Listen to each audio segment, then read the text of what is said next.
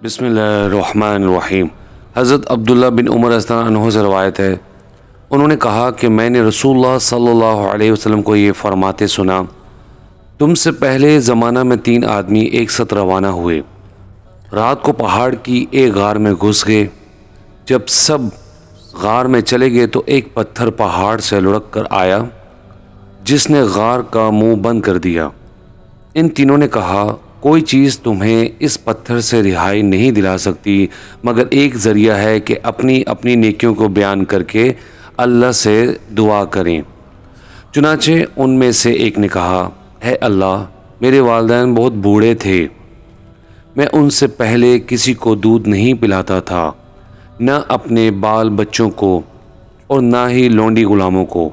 ایک دن کسی چیز کی تلاش میں مجھے اتنی دیر ہو گئی کہ جب میں ان کے پاس آیا تو وہ سو گئے تھے، تو میں نے دودھ دھویا اور اس کا برتن اپنے ہاتھ میں اٹھا لیا، اور مجھے یہ سخت ناگوار تھا کہ ان سے پہلے میں اپنے اہل و عیال یا لونڈی غلاموں کو دودھ پلاؤں، لہٰذا میں پیالہ ہاتھ میں لیے ان کے بیدار ہونے کا انتظار کرتا رہا۔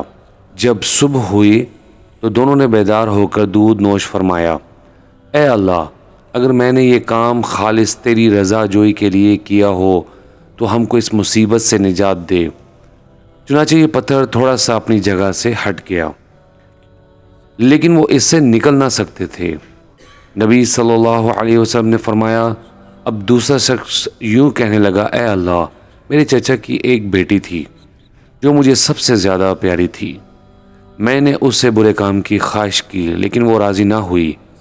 1 سال قحط پڑا تو میرے پاس آئی، میں نے اس کو 120 اشرفیاں اس شرط پر دیں کہ وہ مجھے برا کام کرنے دے، وہ راضی ہو گئی، لیکن جب مجھے اس پر قدرت حاصل ہوئی تو کہنے لگی کہ میں تجھے ناحق انگوٹھی میں نگینہ ڈالنے کی اجازت نہیں دیتی۔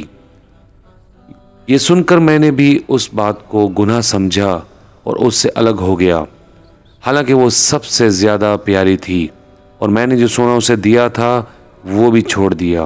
اے اللہ، اگر میں نے یہ کام محض تیری رضا جوئی کے لیے کیا ہو تو جس مصیبت میں ہم مبتلا ہیں اس کو دور کر دے۔ چنانچہ وہ پتھر تھوڑا سا اور سرک گیا مگر وہ اس سے نکل نہیں سکتے تھے۔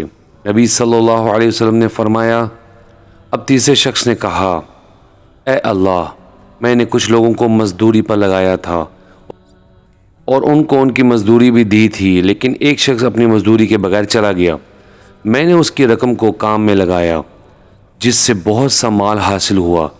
ایک مدت کے بعد وہ مزدور آیا اور کہنے لگا، اے اللہ کے بندے، مجھے میری مزدوری دے۔